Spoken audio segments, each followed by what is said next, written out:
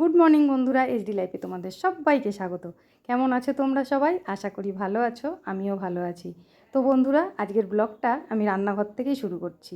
আর চলো আজকে আমি কি রান্না করছি তোমাদের দেখাই। তো দেখো, আজকে বাজার থেকে চিংড়ি মাছ আনা হয়েছে। চিংড়ি মাছ কী দিয়ে রান্না করব সেটা তোমাদের অবশ্যই দেখাবো। তার আগে দেখো, এখানে রয়েছে রিঠে মাছ। তো বাজার থেকে আজকে দুরকম মাছ আনা হয়েছে। চিংড়ি মাছটা আনা হয়েছে এঁচোড় দিয়ে রান্না করার জন্য। আর এঁচোড় দিয়ে তো চিংড়ি মাছ রান্না করবই, আর তার সঙ্গে রয়েছে দেখো এখানে কচুরলতি।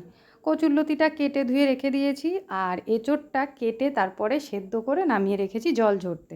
আর মাছগুলো তো আগেই ধুয়ে বেছে নিয়েছি। আর এদিকে আমি আলু সেদ্ধ বসিয়েছি। আর এর মধ্যে এঁচোড়ের আলুও আছে, মাছের আলুও আছে। একটু সেদ্ধ করে নিলে রান্নাটা তাড়াতাড়ি হয়ে যাবে। তো বন্ধুরা দেখো, এঁচোড়ের তরকারিটা আমি আগে রান্না করে নিচ্ছি। যেহেতু এটা কেটে কুটে গুছিয়ে রেখেছিলাম সেদ্ধ করে, তাই এটাই আগে বসিয়ে দিলাম। এবার মাছের ঝোলটা করে নেব। এঁচোড়টা রান্না করতে করতে মাছের ঝোলে সব আমার জোগাড় হয়ে গেছে। মাছের ঝোলটা করে সবার লাস্টে কচুরলতি রান্না করব। তো বন্ধুরা দেখো, এঁচোড়ের তরকারি হলো, মাছের ঝোল হলো, এবার কচুরলতিটা বসিয়ে দিয়েছি। একটু কালো জিরে ফোড়ন দিয়ে দিয়েছিলাম তেলের মধ্যে, তারপরে পেঁয়াজ রসুন দিয়ে ভালো করে কষিয়ে নিচ্ছি। চিংড়ি মাছ পড়বে, আবার একটু সর্ষে বাটাও দেবো। তো চলো রান্না কমপ্লিট করে আবার আসছি। কি রান্না করলাম সেগুলো তো তোমাদের বলেইছি, কিন্তু রান্না করার পর তোমাদের দেখায়নি। তো দেখো, দেখাতে চলে এলাম। আর এই যে এঁচোড়ের তরকারি, আর এখানে রয়েছে মাছের ঝোল। এটা রিঠে মাছের ঝোল, তোমাদের তো বললামই। আর এখানে দেখো এই যে কচুরলতিও রান্না হয়ে গেছে। এবার রান্নাঘরটা পরিষ্কার করে নিই, তারপরে বাসনগুলোও ধুতে হবে। সব কাজগুলো সেরে নিই, তারপরে স্নান করব, পুজো দেবো, তারপরে খাওয়া দাওয়ার পালা। তো চলো এবার সব কাজগুলো সেরে, স্নান পুজো সেরে কথা হচ্ছে খেতে বসে। তো বন্ধুরা, আমার ওদিকে রান্না কমপ্লিট হতে হতে তোমাদের দাদাভাই বাড়ি চলে এসেছিলো।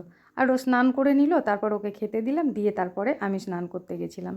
স্নান পুজো সব সেরে তারপরে দেখো আজকে এসে আমি একাই বসেছি খেতে। আর এই একা বসে খাওয়াটা আমার কাছে খুব কষ্টকর। কি করব বলো, কিছু করার নেই। তো কি রান্না করেছি সেগুলো তো তোমরা জানো, তাও আমি বলে দিচ্ছি। মাছের ঝোল আর এঁচোড়ের তরকারি আমি বাটিতে করে নিয়েছিলাম, সেটা আমি নামিয়ে নিলাম। আর এইখানে দেখো কচুরলতি দিয়ে আমি খেতে শুরু করলাম। আর আজকে যে কটা রান্না হয়েছে, আমার সব থেকে ভালো লাগা রান্না হচ্ছে কচুরলতি। আর এটা দিয়েই হয়তো আমি পুরোটা ভাত খেয়ে নেব।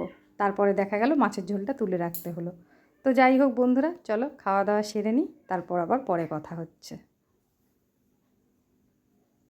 ফিরে এলাম একেবারে সন্ধ্যাবেলায়। সন্ধ্যা দিয়ে তারপর ঘরে এসে একটু রেস্ট নিয়ে চা খেয়ে এই যে রাতের কাজ করতে লেগে গেলাম। শুধু জামা কাপড়গুলো এখন একটু গুছাবো, তারপরে যাব রাতের রান্না করতে। আর সেই সঙ্গে আমার আজকের ছোট্ট ভিডিওটা এখানেই শেষ করছি। তোমাদের কেমন লাগলো অবশ্যই কমেন্টে জানিও।